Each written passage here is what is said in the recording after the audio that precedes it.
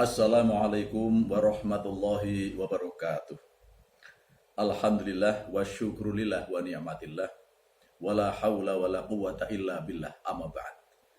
Saudara-saudaraku seiman di mana saja berada. Seperti biasanya terlebih dahulu saya memperkenalkan diri. Kawan-kawan saya menjuluki saya sebagai manusia satu ayat. Karena setiap kali saya pulang dari ngaji di pondok, mendengarkan Kiai Dawuh, pulangnya satu ayat saya sampaikan pada keluarga secara santai gitu, sebagai oleh-oleh dari ngaji itu. Dan Bapak Kiai memang berpesan bahwa kami, para santri tua ini, agar gemar, agar hobi menyampaikan kebaikan di mana saja, kapan saja, kepada orang banyak, walaupun yang disampaikan sedikit. Ternyata itu memang sesuai dengan dawuh baginda Rasulullah Sayyidina Muhammad SAW dalam salah satu hadisnya, yaitu balighu anni walau ayah, sampaikan dariku walaupun satu ayat. Itu pesan Rasulullah. Maka saya berusaha melaksanakan pesan itu. Bukan untuk menggurui, bukan untuk mulang, bukan untuk mengajar. Bandane opo. Bukan ustadz, bukan guru agama, apalagi kiai. Tapi kan boleh ikut-ikutan menyampaikan kebaikan, walaupun sedikit.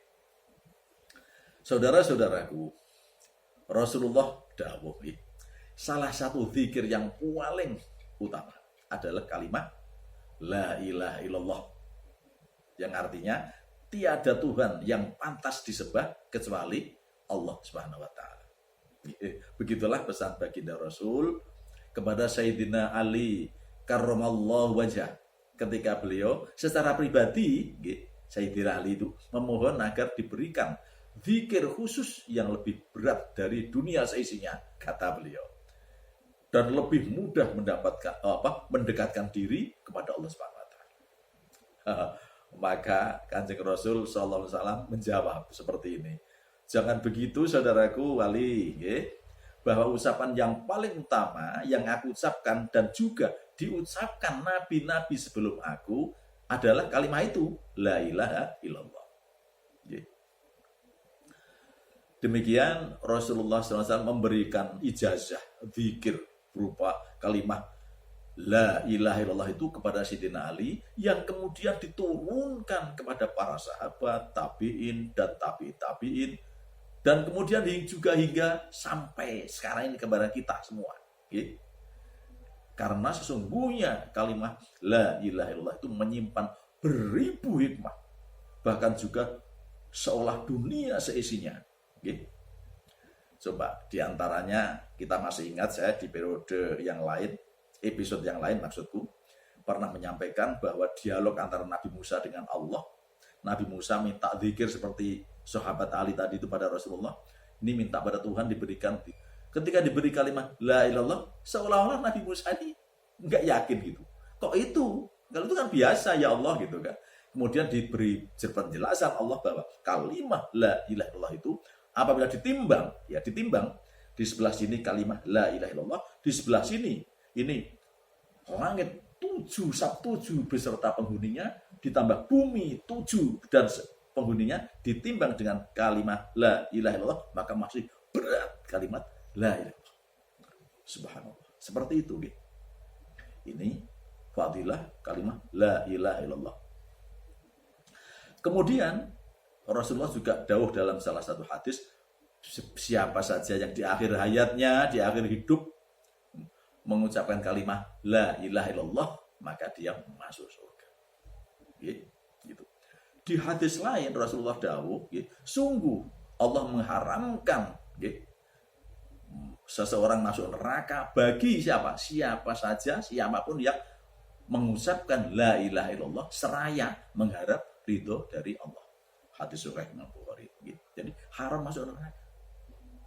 Kemudian Gus Baha, Kiai Kondang itu pernah dawuh, orang yang kafir selama 70 tahun gugur kekafirannya karena membaca kalimat la ilaha illallah dengan satu keyakinan penuh.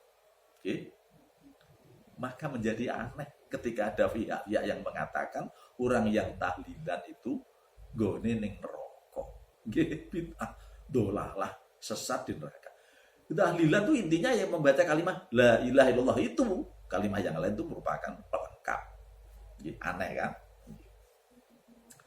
Kemudian ada lagi satu cerita bahwa orang-orang teman-teman yang biasa tahlilan, ketika pimpinan tahlilan itu sampai pada kalimat pokok tadi itu, kalimat tauhid, kalimat tahlil la ilaha illallah, biasanya pimpinan tahlil mencontohkan kalimat itu secara lambat, agak diperpanjang kalimat itu. Begini contohnya, kalimatnya itu kan kalimat la ilaha illallah dibaca dengan la ilaha illallah 3 kali, baru setelah itu la ilaha illallah, la ilaha illallah, begitu entah sejumlah berapa semampunya. Kenapa? Ternyata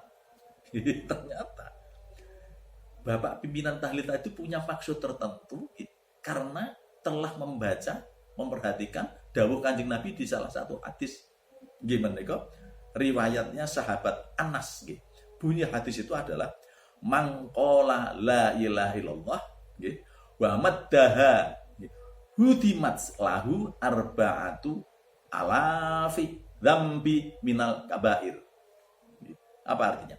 Barang siapa membaca kalimat la ilaha illallah, kalimat tahlil, kalimat tauhid itu dengan memanjangkannya seperti tadi la ilaha illallah, khususnya huruf la dipanjangkan maka baginya akan dihapus 4.000 macam dosa besar.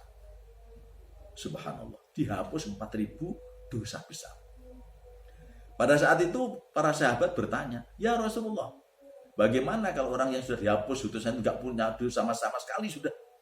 Rasul menjawab, maka yang dihapus 4.000 dosa besar adalah dosa keluarga dan tetangganya. Subhanallah, luar biasa. Hadis ini oleh sebagian ulama saudara kita dikatakan hadis dhaif, jangan dipercaya, jangan digunakan. Tapi ulama kita ahli sunnah wal jamaah Nahdliyah digunakan. Ini beda sudut pandang. Untuk hadis dhaif, menurut ulama kita yang kami ikuti yaitu ahli sunnah wal jamaah Nahdliyah, tidak serta-merta ditolak. Kecuali jelas nas. Mutlak, memang dhaif ya, wagu ya, enggak masuk akal. Itu memang ditolak. Tapi untuk hadis dhaif yang ada tanda-tanda tertentu, yaitu ada didukung oleh hadis sahih, ada yang mendukung, hadis hasan ada yang mendukung, artinya senada semakna, maka ini bisa kita terima hadis dhaif tersebut. Bagaimana? Kenapa bisa begitu? Sekarang kita melihat fenomena keseharian. Orang baik pasti ada sisi buruknya walaupun sedikit. Dan sebaliknya, orang buruk pendusta pasti ada sisi baiknya walaupun sedikit.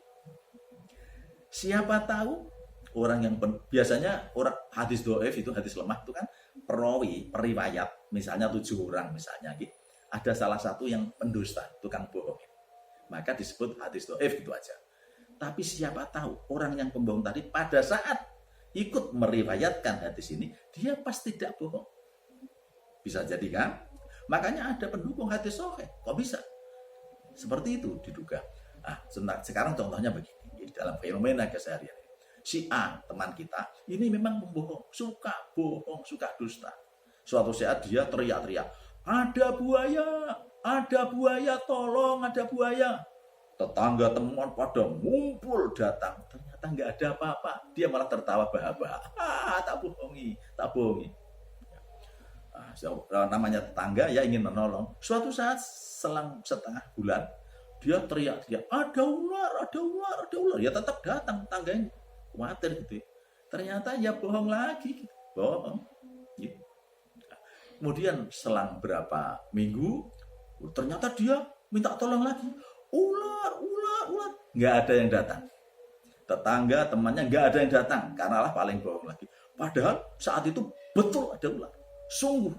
Ini benar-benar yang dikatakan benar. Tapi karena dia sudah dicap sebagai pembohong, nggak datang.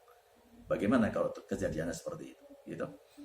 Jadi hadis dhaif selama hanya untuk masalah fadhil amal, keutamaan amal oleh ulama kami masih dibolehkan selama ada pendukung hadis sahih yang mendukung hadis dhaif itu. Gitu. Tidak untuk hujah masalah hukum halal haram akidah, enggak boleh itu ya, tetap untuk masalah keutamaan amal. Seperti itu ya. Mudah-mudahan sekarang ini kita bertambah wawasan bahwa tidak selamanya ya hadis dhaif itu digunakan menjadi bid'ah macam-macam lagi. Kita udah jelaskan persoalannya. Mudah-mudahan ini menambah wawasan kita sehingga tidak mudah kita ikut-ikutan. Ikut-ikutan orang yang gampang memvonis sesuatu yang tidak sesuai dengan kebenarannya. Mudah-mudahan bermanfaat. Kurang lebihnya mohon maaf. Wallahu muwaffiq ila aqwamit thoriq. Wassalamualaikum warahmatullahi wabarakatuh.